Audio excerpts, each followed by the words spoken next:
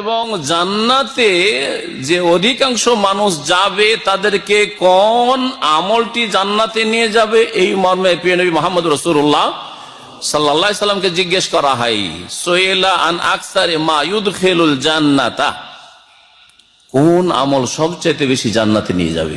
প্রিয় নবী মুহাম্মদ রাসূলুল্লাহ সাল্লাল্লাহু আলাইহি ওয়াসাল্লাম বলেছিলেন, তাকওয়াল্লাহি ওয়া হুসনুল খুলুক, আল্লাহর ভয় ভীতি। এক, আল্লাহর ভয় থাকলে ফরজ অজেবে বলতে হবে না, ফজরে সালাতের জন্য জাগাতে হবে না, আপনি নিজেই জাগবেন, আমাকে জাগাবেন আমার পাশে থাকলে। আপনাকে কেন আমি জাগাবো? আপনার স্ত্রী কেন আপনাকে জাগাবে? আপনি নিজেই জাগবেন আল্লাহর ভয় থাকলে।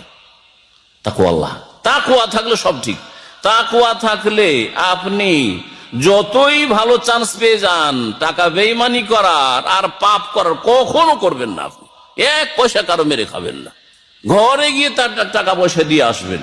জি হ্যাঁ, তাকওয়াল্লাহ, আল্লাহর ভয় জান্নাতে নিয়ে যাবে সবচেয়ে বেশি। আর ওয়া হুসনুল খুলুক, উত্তম চরিত্র জান্নাতে নিয়ে যাবে। চরিত্র যদি ভালো হয়ে যায় তাহলে জান্নাতি।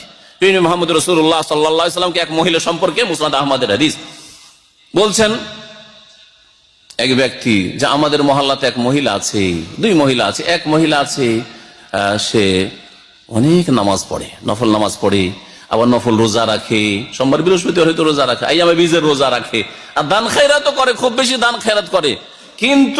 কিন্তু আছে একটি, ওয়াতুজি জিরানাহা বিলিসানিহা, জবান দ্বারা সে পাড়া প্রতিবেশীকে কষ্ট দেয়, ব্যবহার চরিত্র খারাপ। নবী করিম সাল্লাল্লাহু আলাইহি ওয়াসাল্লাম কি বলেছিলেন? হেয়া ফিন্নারে, সেই মহিলা কোথায় যাবে?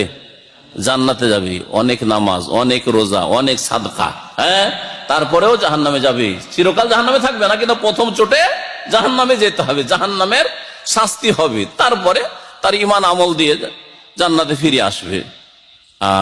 আর এক মহিলা সম্পর্কে জিজ্ঞেস করলেন, যে আর এক মহিলা আছে, সে কোন রকম ফরজ নামাজটা পড়ে, ফরজ রোজা রাখে, আর ফরজ যাকাত দেয়, আর বেশি দান খায়রাত করে না, বেশি নফল রোজাও রাখে না, সুন্নত নফল অত নামাজও পড়ে না, কিন্তু সেই মহিলা পাড়া প্রতিবেশীর সাথে খুব ভালো আচার আচরণ করে, কোনদিন কাউকে কষ্ট দেয় না, তার আচার আচরণ, কথা দ্বারা, চাল চলন দ্বারা।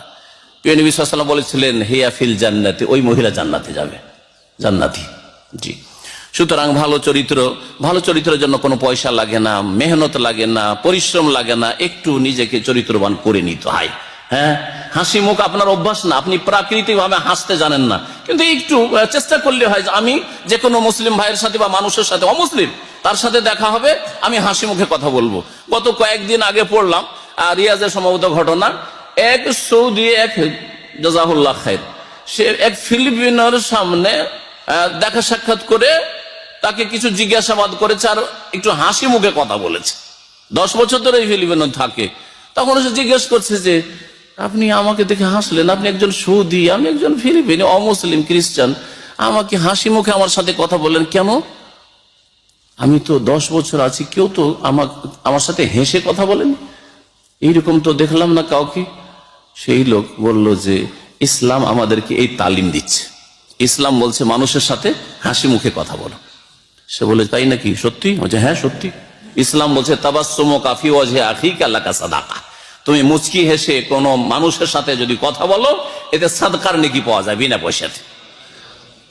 তখন সে বলল, তাহলে ইসলাম তো স্টাডি করতে হবে, একটু আমাকে কিছু কিতাব দাও, লেখা পড়ো। কয়েকদিন পড়ার পরে এসে ইসলাম গ্রহণ করে মুসলমান হয়ে গেছে, আলহামদুলিল্লাহ, কিছু লাগেনি। জি হ্যাঁ, টাকা পয়সা দিয়ে হয়তো 5000 রিয়াল দিল, টাকা নিয়ে উধাও হয়ে যেত, মুসলমান হইতো না, কিন্তু তার অন্তর জয় করে নিলেন শুধু একটু হাসি মুখ দিয়ে, আর তাতে বিনা পয়সাতে ইসলাম গ্রহণ করলো, জাহান্নাম থেকে উদ্ধার হয়ে গেল।